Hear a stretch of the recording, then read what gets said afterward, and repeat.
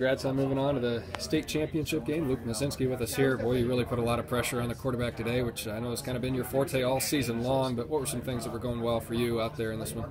Our DBs, we had to give up those, we had to stay back, prevent those big plays, and then a D-line, we really had to go. Eric, Tanner, and me just had to pin our ears back sometimes and just go as hard as we can at them. And we didn't get to them as much as we wanted to, but we forced the pressure, try to force those bad throws as much as we can. There was a play late in the game where they ran a jet sweep to the left side, and you met the ball carrier right as he was getting the handoff. Big hit. How much of a highlight was that for you throughout the course of the game? That was big. They ran the play on me, that play on my side a few times, and I could see it coming, just how that that slot guy was landing up on the line and so close. I just had to shoot the gap, and before I was trying to fight out, which I was able to string it out, but I was just able to meet it this time and prevent that from even going any farther. You've been a part of a ton of wins. I mean, you've played for 4 years, so you've seen a lot of highs for this Audubon Wheeler football program, but is this at a completely different level than any thrill you've ever experienced? Yeah, and it's awesome.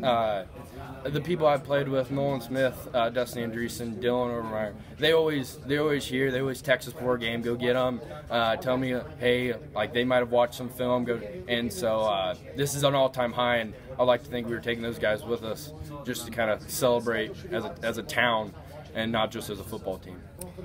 With yourself and then Eric Hermanson and Tanner Peterson, you guys are the Rhinos up front, leading the way on the offensive line. Obviously great chemistry between you this year, but how do you feel like you guys kind of controlled things offensively up front in this game?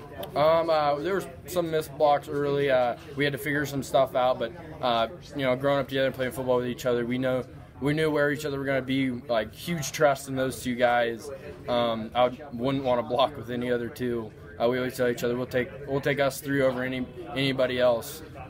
And so just the chemistry is huge, and we're able to back it up with just each one of us just has that physical, nasty, just want to just lay the hit to them, and so that kind of helps. We're able to get those surges that we need.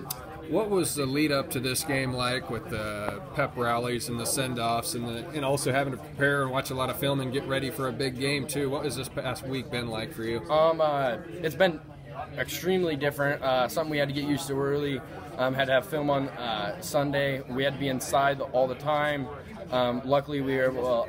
Monday, we watched more film and ran through plays. Luckily, Tuesday we were able to go up to Kemper's Field House, and we were able to actually have pads, run a little more full speed, and then we were able to come to Ames. I forget the plays, but yesterday, and we were able to feel the turf with our cleats and just feel that out. So we knew a little more what we were going to expect. It's not the same thing, but it helped a lot.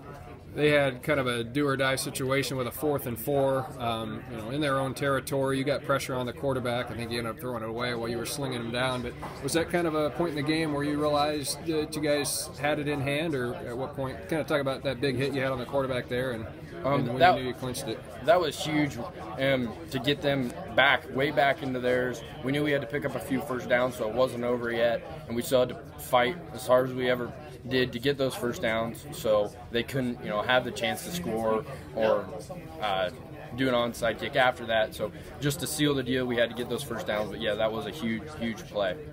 Were you surprised? I don't know. I imagine you had great support all season long, but were you almost overwhelmed by how many people were here? You guys had a much bigger crowd than they did. Yeah, it's huge and very comforting to know that our town so far away are going to travel here and support us. No matter where we went, they were here, and it makes a huge difference when the crowd's into it and they're cheering us on, and we're able to get the sidelines, get them jazzed up, and you can just hear the noise, and just makes it amazing and helps us get a little more motivated to make those big plays. Of course, we're talking only 10-15 minutes after you wrapped up this semifinal victory, but has it set into you at all that about this time next week you're going to be playing Don Bosco for a chance at the state championship? Not really. I'm not gonna lie. It didn't really completely set in till we were on the ride up here, and staying at the hotel, that whole experience, I'm like, it's just like, holy smokes, we're here, we're for real. Let's keep going with this, and let's not stop at the semifinals. I know Jeff's waiting to talk to you, so I hope you save some good answers for him. Thanks for your time here. Thank you.